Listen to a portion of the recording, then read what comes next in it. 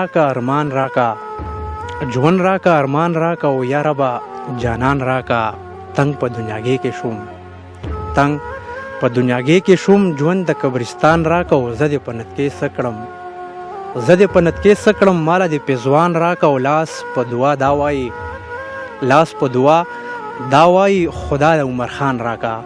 السلام علیکم ګرانو کتونکو، ایاز جان زرار یم در سره د درون ماښام په خپرونه کې سره د خپل ګران ملګري زویب افریدي.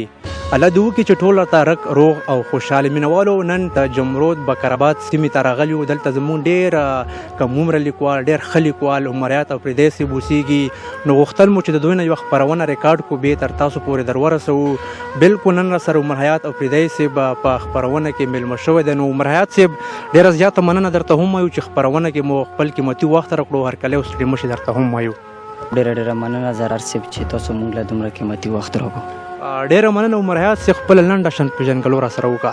زرار صاحب زه خو بکرآباد اوسېدونکی یم، په 10م جومات کې سبق وایم، اوس هم امتحان ورکو، دلته د خپل ژوند شپې سبق وم.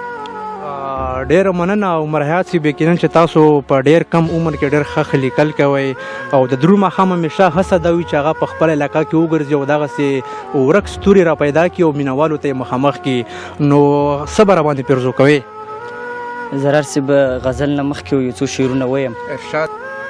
ستا خپلولو لا ما څومره کوششونه وکړل، ستا خپلولو لا ما څومره کوششونه وکړل، دا خپل خو پرېږده چې پردو ته مې سوالونه وکړل.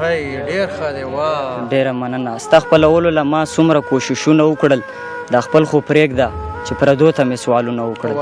او زرار صاحب هغه صحت هغه لمحې زمانه نه هېرېږي، هغه صحت هغه لمحې زمانه نه هېرېږي، هغه صحت هغه لمحې زمانه نه هېرېږي، ته چې ډولې ته ورختلې ما ویرونه وکړل.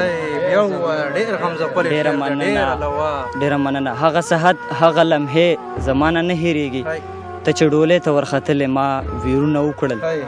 او دا ځل اختر له به درځم خامخا به درځم، دا ځل اختر له به درځم خامخا به درځم، دا ځل اختر له خو مې ډېر سینګارونه وکړل. ډېره مننه. غزل مطلع عرض کوم چې زما د ژوند د امیدونو نه څوک څه خبر دي، زما د ژوند د امیدونو نه څوک څه خبر دي، د بعضې ارمانونو نه څوک څه خبر دي. ډېره مننه.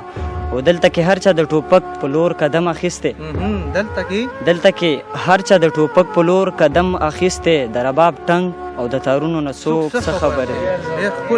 ډېره مننه. دلته کې هر چا د ټوپک په لور قدم اخیستی، د رباب ټنګ او د تارونو نه څوک څه خبر دي. او چا جړولی یم او چا را پورې ټوکې کړي. کومه مصره ده؟ مننه. چا جړولی یم او چا را پورې ټوکې کړي، په ما تېر شوي ازمیښتونو نه څوک څه خبر دي. ډېره مننه. چا جړولی یم او چا را پورې ټوکې کړي، په ما تېر شوي ازمیښتونو نه څوک څه خبر دي. د خان بچي په محلونو او بنګلو کې اوسي، د خان بچي په محلونو او بنګلو کې اوسي، د غریبانو د کورونو نه څوک څه خبر دي. ډېره مننه. د خان بچي په محلونو او بنګلو کې اوسي، د غریبانو د کورونو نه څوک څه خبر دي. پکې راټول دی زما ګرانو اتلانو تاریخ، پکې راټول دی زما ګرانو اتلانو تاریخ، د یا قربان د اوازونو نه څوک څه خبر دي. او زرار صاحب کسر شعر یې چې خپل زلمیتوب یې د جانان مینه کې بایلو حیات، خپل زلمیتوب یې د جانان مینه کې بایلو حیات، د محبت د سرو ورونو نه څوک څه خبر دي. د محبت د سرو ورونو نه څوک څه خبر دي. ډېر ښکلی کلام عمر حیات صاحب، یقینا چې ډېر په زړه پورې لیکلو. یو کلام را باندې بل هم پیرزو کړه. ډېره مننه وی. مننه. د غزل نه مخکې یو څو شعرونه چې ارشاد. یو د ملا خبرې بل د بابا خبرې، یو د ملا خبرې او بل د بابا، یو د ملا خبرې بل د بابا خبرې، په ما خوږې لګېږي صرف دا ستا خبرې. ډېره مننه. په ما خوږې لګېږي صرف دا ستا خبرې، ژوند نه مې کرکه کېږي، ژوند نه مې کرکه کېږي، دا نن سبا خبرې. غزل مطلع عرض کوم چې د یار یادونو لږ شان زور کړی دی، مننه. د یار یادونو لږ شان زور کړی دی، دا چې غمونو لږ شان زور کړی دی. او دلته کې مه راځه پیمانه بشي، دلته کې مه راځه پیمانه بشي، دلته جنګونو لږ شان زور کړی دی. مننه زرار صاحب. دلته کې مرازخ پیمانه بشي دلته جنگونو لک شان زور کړی دی خدای گو چې یو کار ته مې هم نه پرېږدي خدای گو چې یو کار ته مې هم نه پرېږدي دا ستا فکرونو لک شان زور کړی دی ډېر ښه شعر دی ډېره مننه خدای گو چې یو کار ته مې هم نه پرېږدي دا ستا فکرونو لک شان زور کړی دی درار صاحب شعر دی چې هر خواته ښکاري د سپرلي رنګونه هر خواته ښکاري د سپرلي رنګونه هر خواته ښکاري د سپرلي رنګونه دا چې ګلونو لک شان زور کړی دی ډېر ښه شعر دی ډېره مننه و دلته کې هر یو کار د ده په خوښه دلته کې هر یو کار د ده په خوښه دلته کې هر یو کار د ده په خوښه د خان ظلمونو لک شان زور کړی دی دم یې وویل ډېره مننه وي چې دلته کې هر یو کار د ده په خوښه د خان ظلمونو لک شان زور کړی دی درار صاحب کسر شعر چې حیات د ډېرو مودو ډېر شبګیر و حیات د ډېرو مودو ډېر شبګیر و اوس پرې خوبونو لک شان زور اوس پرې خوبونو لک شان زور کړی دی ډېر ښکلي کلمونه حیات صاحب اخري کې راسره یو کلام بل هم شریکه ډېر به خوشحال شو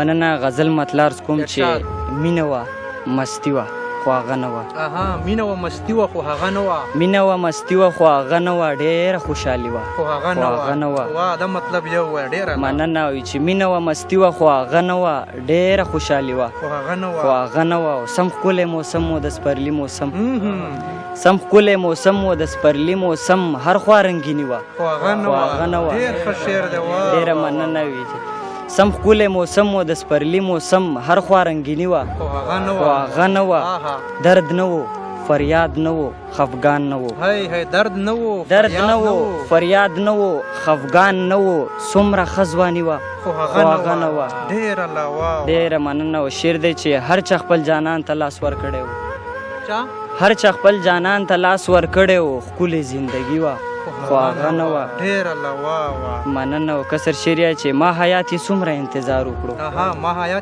ما حیات یې څومره انتظار وکړو خاورې مې ځواني وه خو هغه نه وه ډېر الله عمر حیات صاحب یو ځل بیا هم ستاسو نړۍ مننه چې د دروند ماښام په خپرونه کې مو خپل قیمتي وخت راکړو نو ډېره زیاته مننه یو جهان مننه تاسو چې تاسو موږ له دومره قیمتي وخت راکړو ډېره مننه ډېره مننه مینوالو دا و زموږ سره په نننۍ خپرونه کې د جمرود بکرآباد د سیمې ډېر کم عمره لیکوال چې ډېر خوندور کلمونه مو ترې واورېدل عمر حیات اپریدی الله دې وکړي چې د دوی دا خدمت د پښتو دپاره همداسې دوامدار وي او د خپلو ملګرو ډېره زیاته مننه چې زموږ سره په ننني بنډار کې کېناستل جواد اپریدی عبدالغفور ابراهیم حجي رحمان سلمان خان جنید افریدي او نور علام او زموږ یو څو نور مینوال دي چې په مختلفو علاقو کې د زموږ خپرونې خوښوي موږ ته پیغامونه رالیږي فرهاد اپریدی دی عطاالله اپریدی عبید اپریدی او حضرت نور اپریدی او که ژوند پر روانه خپرونه کې به د یو بل ملګري سره بیا ستاسو په خدمت کې راحاضرېږو تر هغې دمه خپل ملګري ایاز جان زرارله او خپل مرستیال زهیب افریدي له سره د ټولو ملګرو